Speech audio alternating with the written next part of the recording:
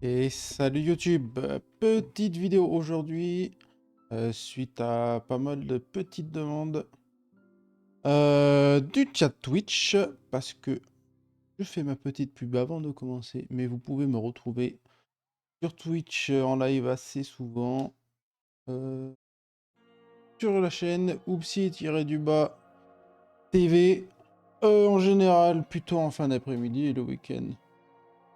Pour en revenir au sujet de l'aspect qui est potentiellement l'aspect méta de la saison par rapport justement au nouveau buff du 2 et du 4P sur la saison 3 qui est le suivant. Donc on a du coup la rapidité ancestrale qui, on va dire, anciennement faisait déjà pop un ancêtre et aujourd'hui on fait pop un deuxième et pour une durée de 19 secondes.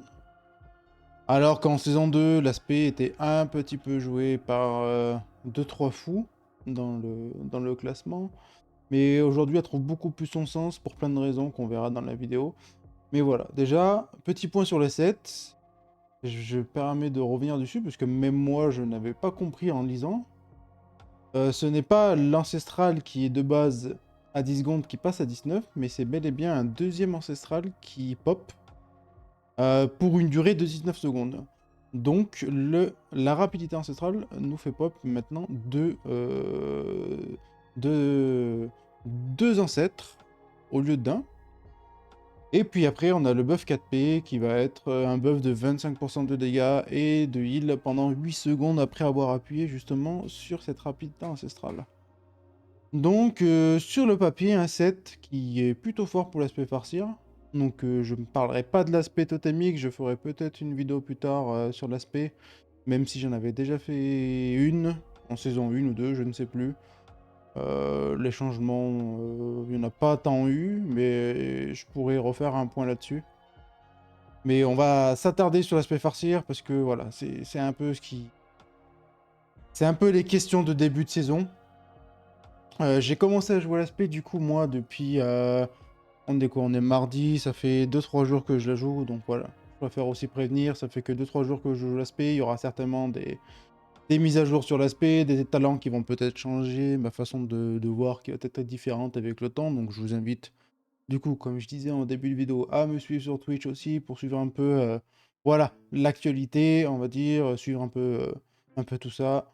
Pour ceux qui me connaissent pas, du coup, je fais globalement du push M+, à un niveau assez élevé, on va dire. Euh, Top 0-1 chaque saison, en général, même plus. Voilà, on essaye de... Voilà, moi, ce qui m'anime, en tout cas, c'est de push. Donc, on va parler surtout des talents et de ce qui va changer par rapport, on va dire, aux personnes qui jouent habituellement totémique, parce que c'est plutôt ça le questionnement. Qu'est-ce qu'il faut faire, comment on doit jouer l'aspect, et qu'est-ce qui change surtout, comment on procède. Donc, on va faire un petit point sur les talents, du coup. Vous pouvez voir que du coup, je ne joue pas avec la pluie. Bah, tout simplement parce que c'est très fastidieux en farcir de placer la pluie. Parce que contrairement à la totémique où c'est à placer toutes les 24 secondes, en farcir c'est toutes les 10 secondes. Et en plus, il faut la caster. Donc c'est très fastidieux. Ça coupe beaucoup de temps. Donc, bon, on est sur du 1 seconde 7 d'incantation, parce que j'ai pas mal de hâte. Mais bon, ça nous bloque grosso modo 2 secondes toutes les 10 secondes. Donc 20% de ton temps, il faut casser des pluies. Pour une pluie qui au final ne fait pas grand chose, si ce n'est...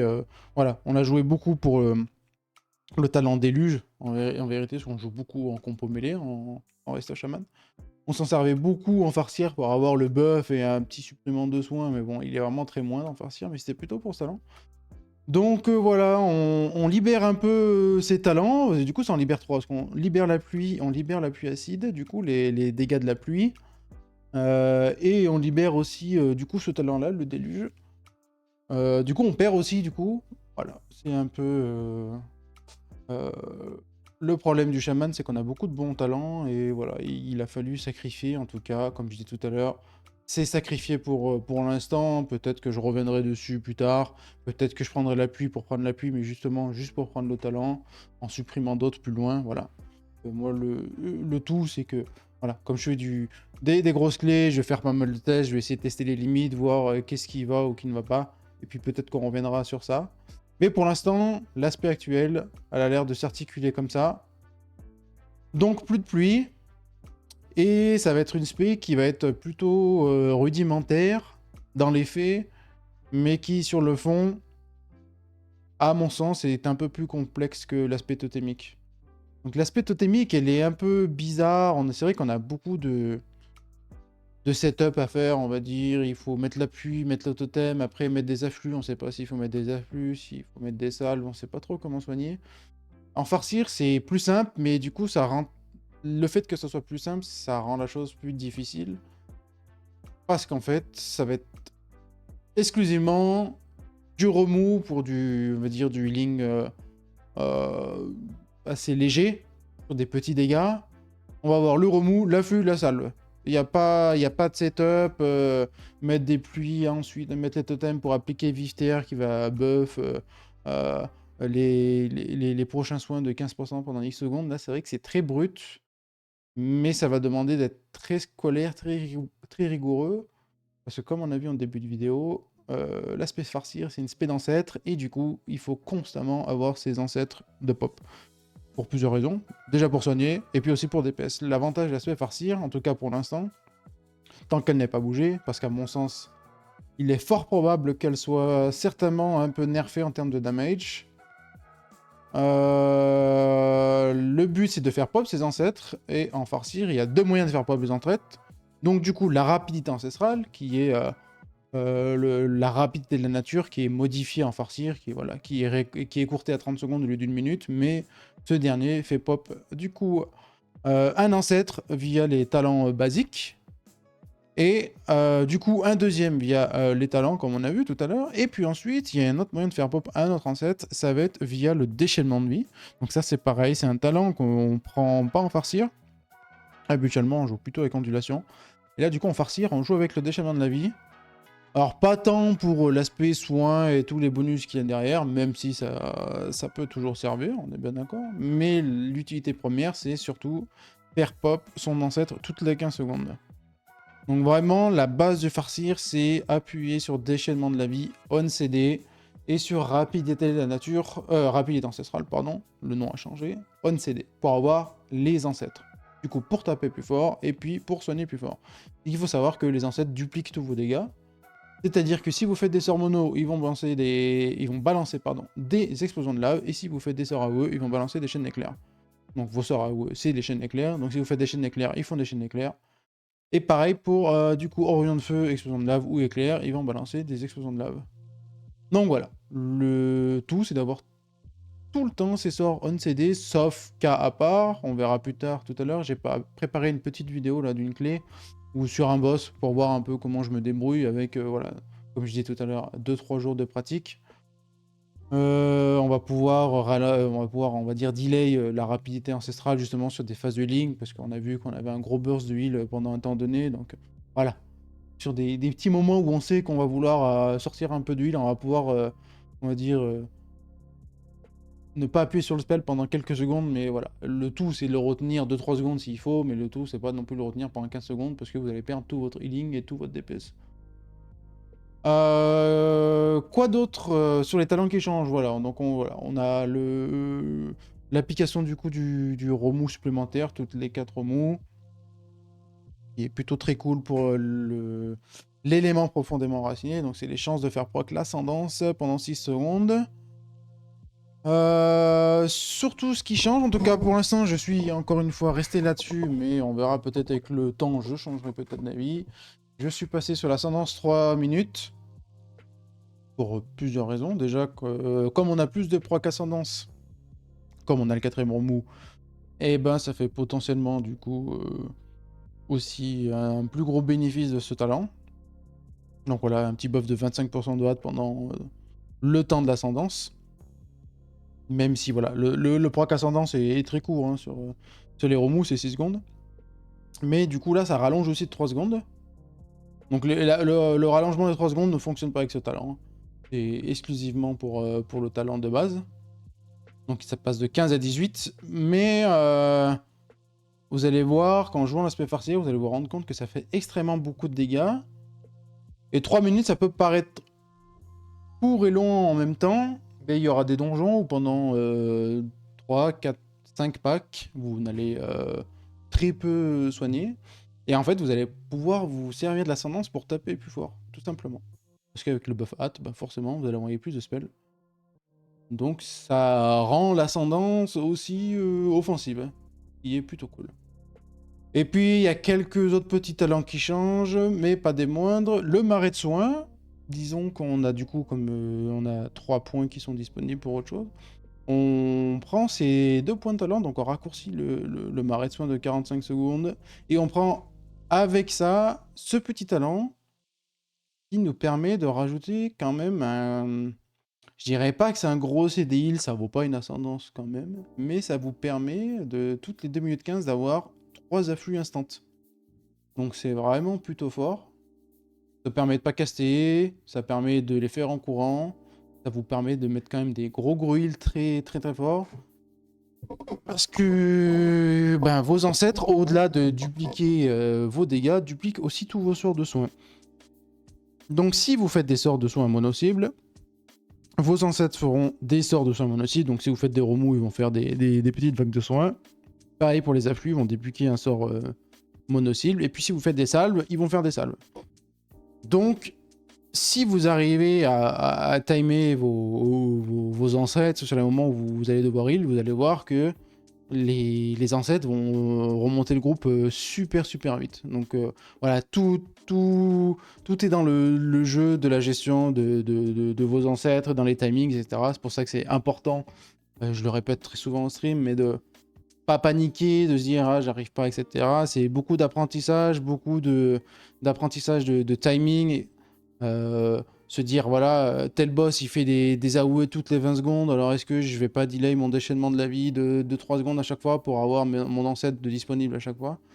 Voilà, tout ça c'est de l'apprentissage, il faut essayer, il faut mourir, ça arrive à tout le monde, moi aussi je fais des erreurs, des fois j'oublie de soigner, parce que je pense que le timing il va passer, en fait non, je me retrouve sans ancêtre, voilà. Il faut pas paniquer, essayer d'enregistrer, le tout c'est essayer de brancher son cerveau un peu quand on est en clé, de se rendre compte des problématiques. C'est pas mal si vous avez un petit logiciel aussi d'enregistrement, c'est vrai que c'est pas mal de re-regarder vos clés en fait, pour se rendre compte de ce qui est bien et pas bien.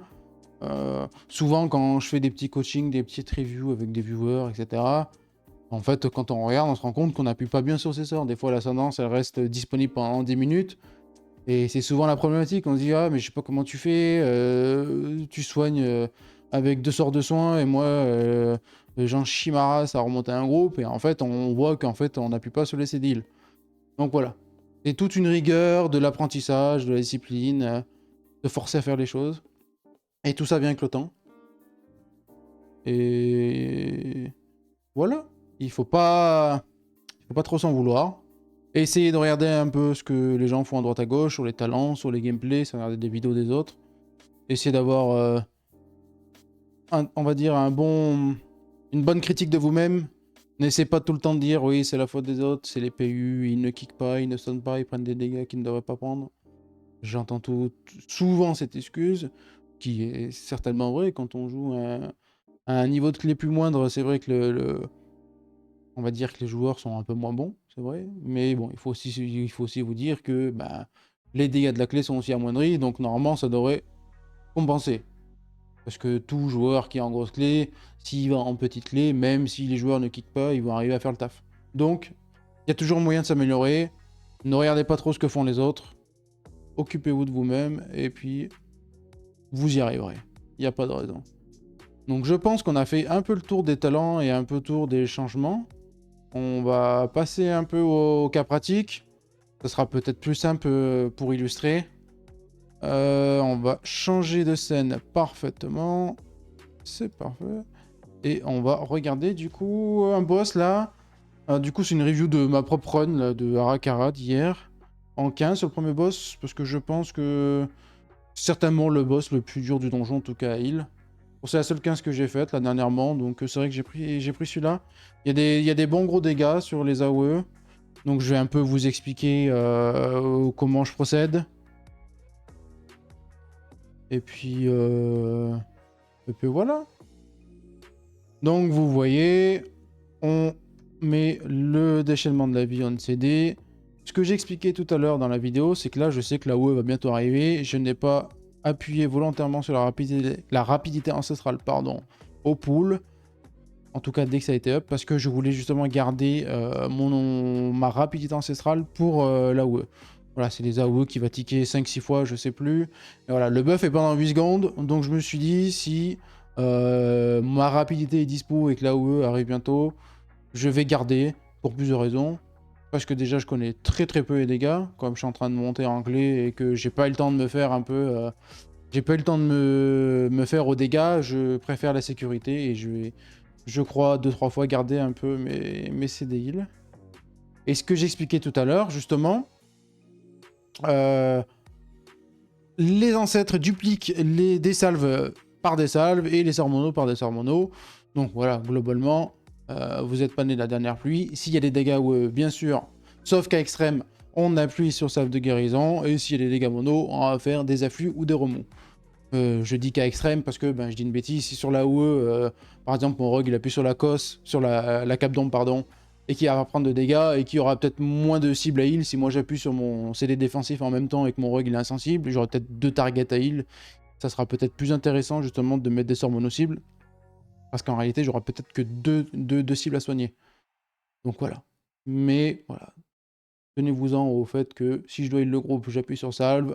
Et si je dois heal quelqu'un en mono-cible, c'est remous ou afflux. Alors je suis pas revenu sur les basiques. Si après vous êtes vraiment débutant, je vous invite à passer sur le live, à poser vos questions. Parce que j'ai passé tout, on va dire la base du chaman, quoi. Le préambule, on va dire. C'est-à-dire mettre les remous en amont pour avoir le buff raz-de-marée, etc. Mais voilà. Je vous invite à soit mettre un petit commentaire si vous avez des questions ou passer en live pour poser vos questions. On va dire que la vidéo s'apprête plus à un niveau intermédiaire où les gens ont un peu l'habitude de jouer le chaman. Donc voilà un peu pour ça. Donc voilà, j'avais un peu gardé la rapidité. Je mets la remous. Et puis là, vous voyez que j'ai mis un remous, une salve. Et puis après, j'ai essayé de sustenter les personnes qui descendent un peu le plus possible. Voilà, ce que j'ai dit tout à l'heure, c'est apprendre les clés, savoir que voilà, le CRIF est peut-être citique, on va dire. C'est ce que j'explique souvent, c'est qu'il ne faut pas over-react, il ne faut pas se dire « Ah, le groupe descend, je vais appuyer sur tous les boutons, j'ai peur que tout le monde meure. » Il faut connaître la clé, savoir que ça va ticker 6 fois, et se dire que, voilà, peut-être que ça va ticker 6 fois à 20%. 6 fois 20%, ça fait 120%, si je dis pas de bêtises. Donc, en réalité, vous allez avoir que 21% à soigner. Parce que s'il vous reste 1% des PV après avoir soigné 21%, votre groupe est en vie. Et après, il n'y a plus de dégâts derrière, donc ne paniquez pas. C'est pour ça que je vous dis qu'il faut enregistrer un peu, du coup, les clés, s'entraîner, et puis enregistrer, puis recommencer, etc., etc.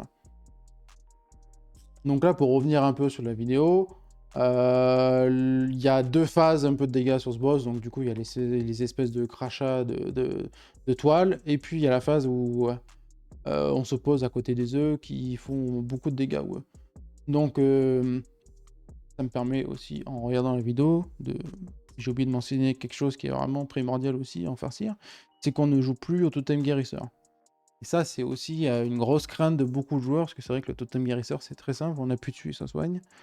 Je vais revenir en arrière pour qu'on voit bien l'icône. Le totem, le Cloudburst, donc le totem de nuage, il va emmagasiner des heals que vous avez produits pendant un temps donné et les recracher. Soit quand vous voulez, si vous appuyez dessus, soit au bout de 18 secondes, il va exploser et recracher 24% de votre ligne. Donc ça, c'est pareil. C'est pas parce que ça emmagasine du heal qu'il faut heal pour rien. Il faut le voir comme un bonus, en fait. C'est-à-dire que vous allez vous préparer pour une phase de burst heal, là, comme elle va arriver dans quelques secondes. Ce que je vais faire, c'est qu'avant que les dégâts arrivent, je vais poser mon totem guérisseur. Voilà, je le pose à l'instant. En réalité, je le pose un peu tard, mais c'est parce que je me teste un peu.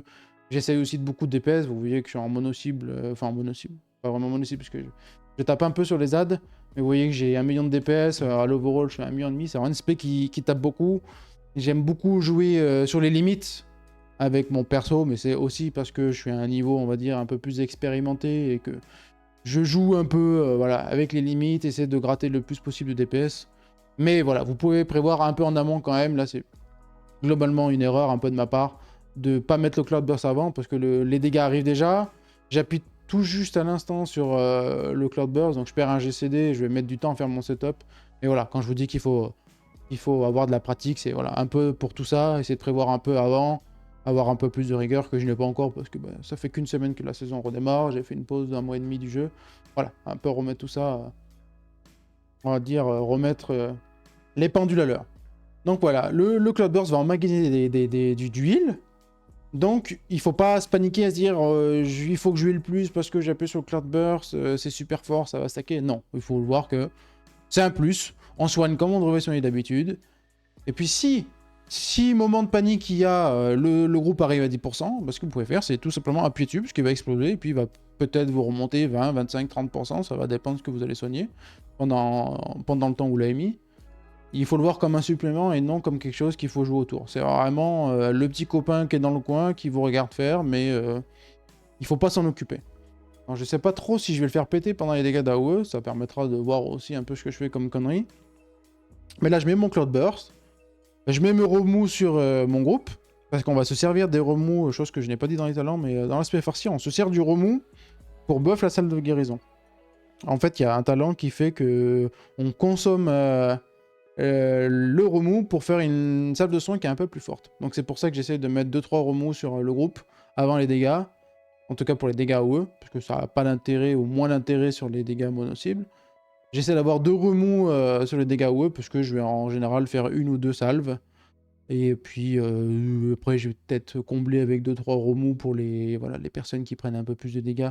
Vous verrez dans les groupes, hein, suivant les classes, il y a souvent des classes qui prennent un peu plus de dégâts que d'autres. Voilà, typiquement des druides d'équilibre qui ont moins de CD def. On a les wars par exemple qui ont des réflexes assez souvent, donc ils vont prendre moins de dégâts. Voilà, ça c'est pareil, c'est de la pratique. Essayez aussi de traquer les CD def des copains. Bon, moi j'ai une interface, voilà, parce que je joue beaucoup, je me suis fait une interface où je regarde un peu les CD def disponibles de mes copains. Donc là, je vois que moi, le rogue, il a claqué son évasion, donc c'est quelqu'un qui va prendre moins de dégâts sur la OE. Il va peut-être claquer sa feinte aussi, en plus. Bon, en plus, l'évasion, elle va prendre fin pour le coup. Donc là, c'est un mauvais exemple. Il va certainement feinte. Donc c'est voilà, le rogue prendra un peu moins de dégâts que d'autres. Donc voilà. Essayez d'enregistrer, même si vous n'arrivez pas encore à vous dire, je vais faire une interface avec les CD dev des copains, ça me prend trop la tête niveau visuel. Essayez globalement d'enregistrer des classes qui prennent un peu moins. Voilà, même si voilà, ça sera pas autant propre sur chaque run, parce qu'il peut y avoir un war qui va pas prendre des dégâts et l'autre qui va en prendre beaucoup parce qu'il sait pas très bien jouer sa classe. Voilà, essayez d'en faire une généralité et de vous adapter. Malheureusement, vous n'avez pas le choix, mais il faudra faire avec. Donc voilà, 2 petits remous de près, et puis eh ben, on va soigner. Ah bah, mauvais cas d'école. J'avais prévu de pas soigner pour celle-là. J'avais prévu de mettre un Spirit Link. Donc c'est peut-être aussi pour ça que j'ai mis un peu de temps. Voilà, ce que je disais tout à l'heure, parfois il faut pas s'embêter à envoyer 5 sorts de soins. Vos sorts de CI, ils sont là pour être utilisés. En fait, c'est vraiment une erreur de votre part si par exemple sur tout un boss, vous n'avez pas cliqué sur le lien. Le totem de lien terrestre. Sauf exception où vous savez qu'au pack d'après vous en avez besoin. Je pense typiquement, on va parler par exemple de Prioré, où après le premier boss, vous savez qu'il y a un gros pack et que c'est possible que ça parte en cacahuète. Vous voulez vous dire, bon, bah là je garde le totem de lien terrestre. Alors ce que vous pouvez faire, c'est le claquer à la première source de dégâts, puisque ça a 3 minutes de cooldown et ça sera revenu sur le pack d'après. Et voilà, sauf exception où vous savez que vous avez besoin du link au prochain pack après le boss. C'est une grossière erreur, il faut dire les termes, c'est une grossière erreur de ne pas claquer vos CD sur un boss. Mais même pas forcément sur un boss, sur un pack, c'est très très important d'avoir toujours vos CD en recharge en fait. Et il faut pas que tous vos CD soient disponibles en fait.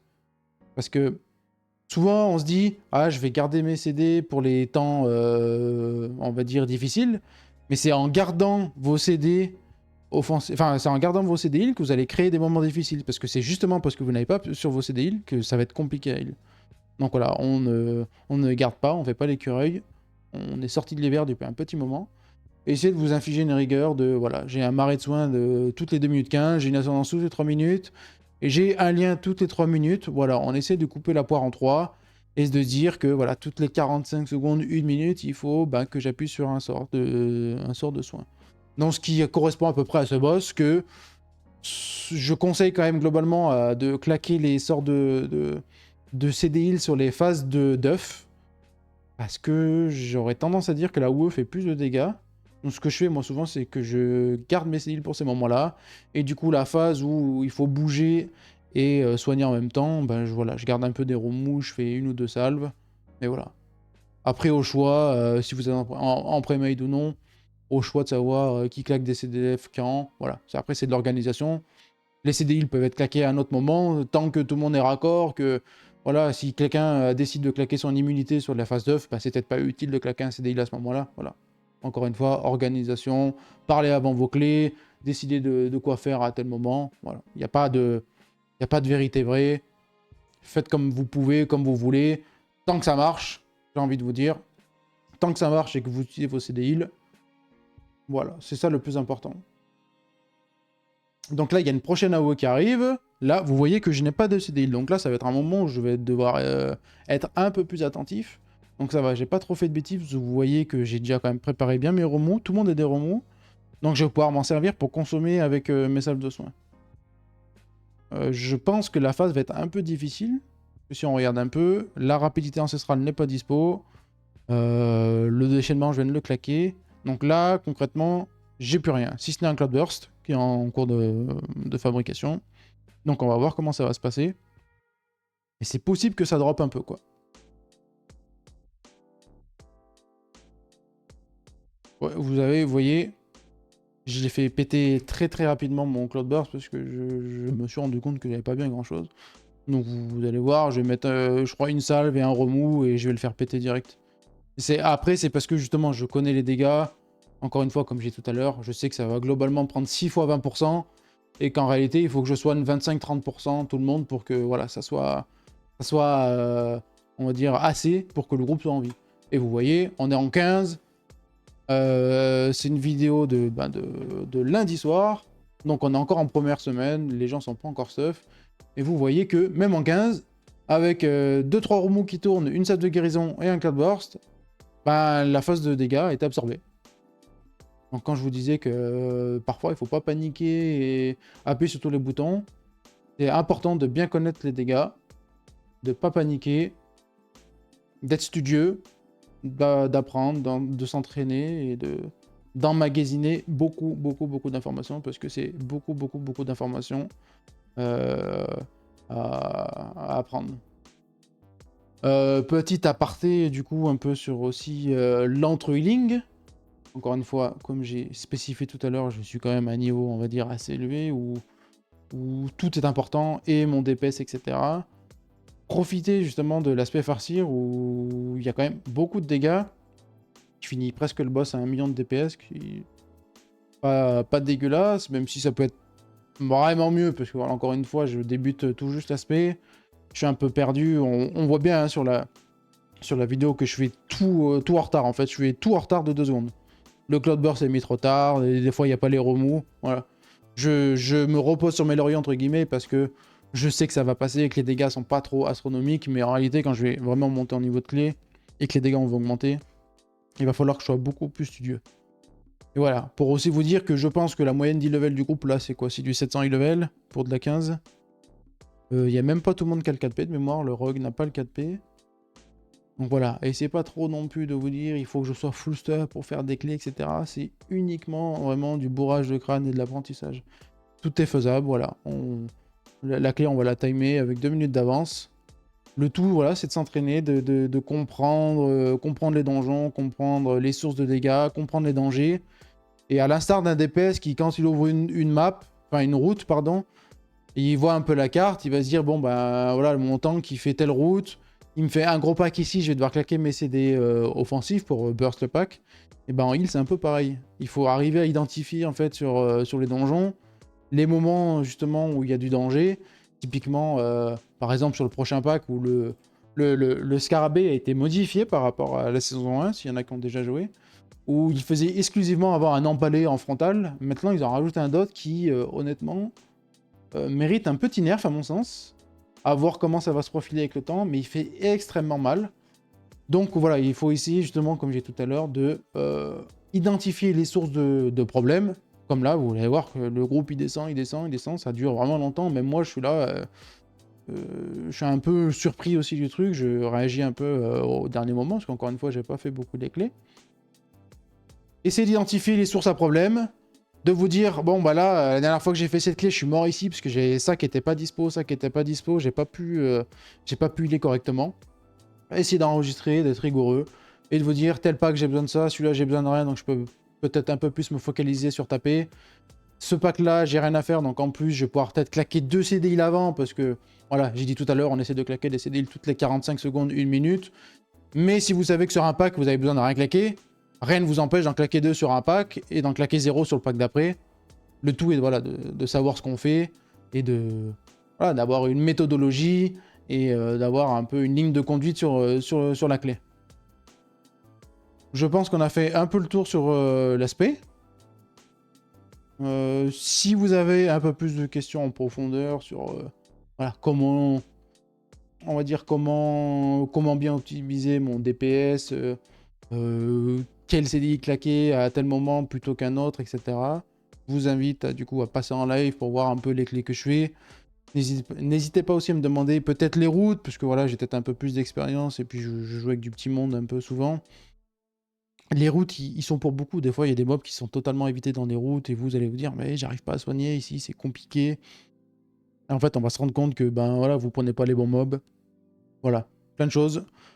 N'oubliez pas que WoW, même si maintenant on pousse beaucoup à jouer en solo, c'est un jeu d'équipe, on joue à 5, on parle avec des gens, il faut échanger, chacun apporte un peu à l'autre. Prenez du temps avant les clés, quand c'est vraiment des clés importantes pour vous, quand vous essayez de monter en clé. Moi, je prends toujours du temps à discuter de la route. Est-ce qu'on pourrait pas faire comme ça? Est-ce que ce serait pas mieux? Voilà. Échangez, faites-vous des copains, ajoutez en bétag. C'est aussi une bonne manière d'avoir une bonne discipline, c'est aussi de jouer de la même manière avec les mêmes personnes, de faire les mêmes routes, de faire les erreurs ensemble, vouloir avancer ensemble. Voilà. Un peu tous des petits conseils généraux, mais ça sera un peu de la ligne de conduite de Farseer. Et voilà. Donc une spé, en conclusion, un peu plus rudimentaire pour moi que l'aspect totémique, avec un peu moins de setup, qui est très simple pour moi dans les faits. Voilà. Je veux il en a où j'appuie sur salve, je veux il en mono, j'appuie sur remous ou flux de soins.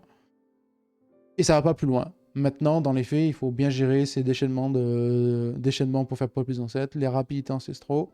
Et puis voilà, les cloud bursts à anticiper, à mettre un peu avant, parce que voilà, ça dure 18 secondes, donc vous avez largement le temps de le mettre en amont. Le tout, c'est de les mettre avant, parce que justement, pour pas perdre un GCD, enfin, un GCD, un global CD, c'est voilà, un sort, quoi, le temps d'un sort. Il faut les mettre avant pour que justement, quand il y a les phases de damage qui arrivent, vous puissiez vous concentrer exclusivement sur le healing. Donc faites pas trop comme moi ce que j'ai fait dans la vidéo. Soyez plus rigoureux, enregistrez un peu plus ces informations, anticipez, mettez vos remous avant. Si vous voulez faire 2 salves et que vous savez que vous avez besoin de 2 salves, mettez au préalable 2 remous. Essayez d'en avoir quand même toujours un sur le tank, voilà, pour le buff HP par exemple. Et voilà. Soyez rigoureux, travaillez fort, entraînez-vous. N'hésitez pas à passer pour plus de questions et pour un peu de pratique. Pour la bonne ambiance et les conneries aussi. Parce que je dis pas mal de conneries. Et puis j'espère que je vous aurai un peu plus éclairé sur l'aspect.